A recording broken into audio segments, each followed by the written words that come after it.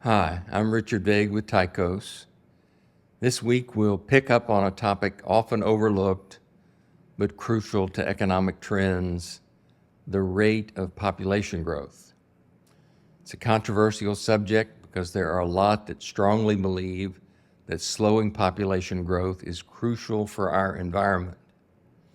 That may very well be true, but it also creates challenges for economic growth that we have not faced or even considered for over 200 years, since during that entire span, the world's population has been exploding in size.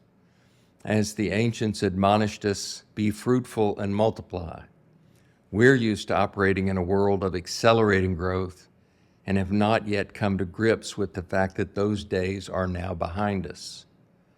Population growth is now decelerating, in some major countries even declining, which means GDP growth will decelerate and decline because population growth is one of the key factors in the equation.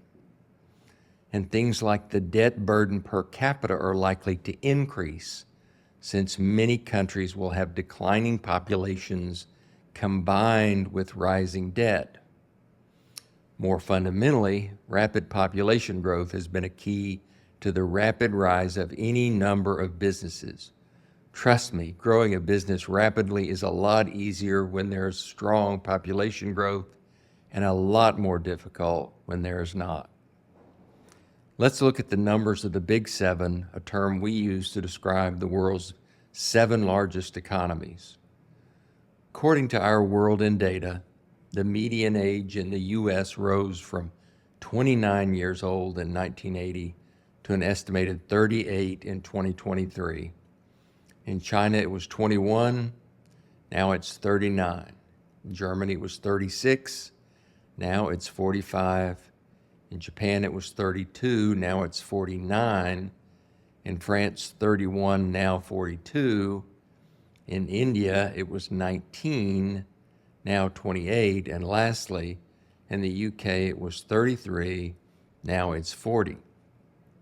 These increases are startling, with particularly notable increases in China and Japan, and they're largely unprecedented in world history.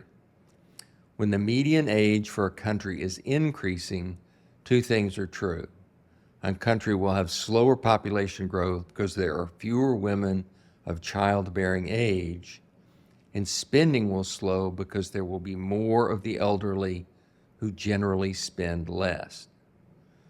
The other area where this trend is evident is in the fertility rate, the number of births per female in the population. It takes a fertility rate of 2.1 for a population to stay constant in size, absent things like immigration. And shockingly, all of our Big Seven fail to meet that threshold.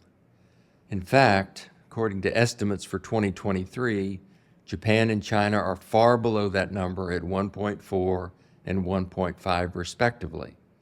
In China's case, the fertility rate may in fact be a lot lower. Data from the OECD and World Bank would indicate respectively that it is either 1.09 or 1.2. The US, Germany, UK, and France are all at a similar place at 1.8, 1.6, 1.6, and 1.9 respectively. Only India is near the threshold at 2.07.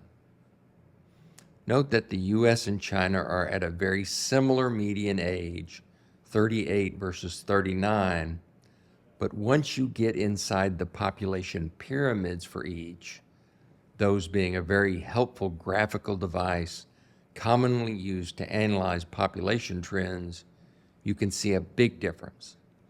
The US pyramid is more evenly distributed than China's, which means it has proportionally more of both older and younger citizens.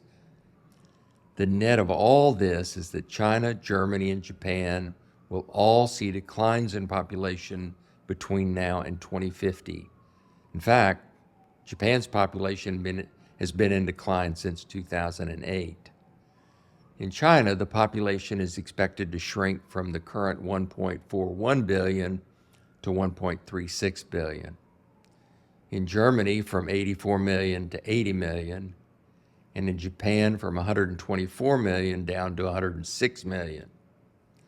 The U.S. is expected to grow from 340 million to 389 million, in France from 68 to 71 million, and in the UK from 68 to 74 million.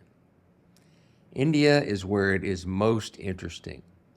The estimates for its population growth by 2050 range from fairly flat growth all the way to an increase to 1.62 billion, which, if true, would likely make it the most dominant country in the world at that point.